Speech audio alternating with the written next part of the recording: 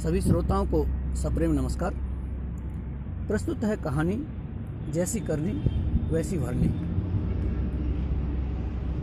शादी की सुहाग सेज पर बैठी एक स्त्री का पति जब भोजन का थाल लेकर अंदर आया तो पूरा कमरा उस स्वादिष्ट भोजन की खुशबू से भर गया। रोमांचित होकर उस स्त्री ने अपने पति से निवेदन किया कि माताजी और पिताजी को भी यहीं बुला लेते हैं तो हम चारों साथ मिलकर भोजन करते हैं। पति ने कहा, छोड़ो उन्हें, वो खाना खाकर सो गए होंगे, आओ हम साथ में भोजन करते हैं प्यार से। उस स्त्री ने पुनः अपने पति से आग्रह किया, नहीं, मैंने तो उन्हें खाते हुए कभी देखा ही नहीं। तो पति ने जवाब दिया कि क्यों तुम जिद कर रही हो, शादी के कार्यों से थक गए होंगे इसलिए सो गए होंगे, नींद टूटेगी तो खुद भोजन कर लेंगे, तुम आओ हम प्यार से खाना खाते हैं। उस स्त्री ने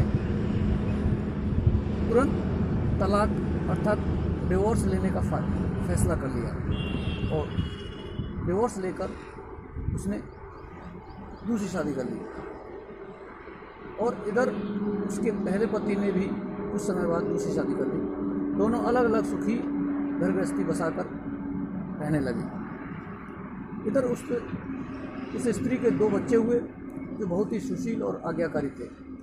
जब वह स्त्री वृद्धावस्था की ओर बढ़ने लगी तो वह अपने बेटों से बोली, मैं चारों धाम की यात्रा करना चाहती हूँ ताकि तुम्हारे सुखमय जीवन के लिए प्रार्थना कर सकूँ।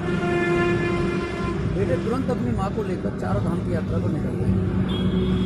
एक जगह तीनों माँ बेटे भोजन करने के लिए रुके और बेटे भोजन परोसकर माँ से खाने की विनती करने लगे। उसी समय उस स्त्री की नज़र सामने एक फटेहाल भूखे और गंदे से एक वृद्ध पुरुष पर पड़ी जो इस स्त्री के भोजन और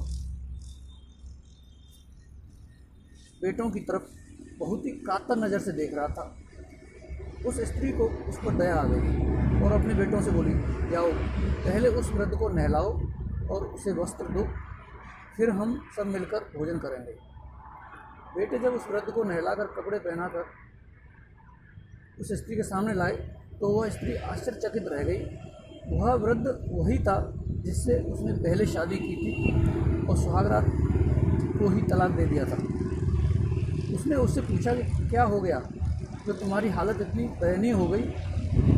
तो उस वृद्ध ने नज़र झुका के कहा, सब कुछ होते हुए भी मेरे बच्चे मुझे भोजन नहीं देते थे, मेरा तिरस्कार करते थे, मुझे घर से बाहर निकाल दिया।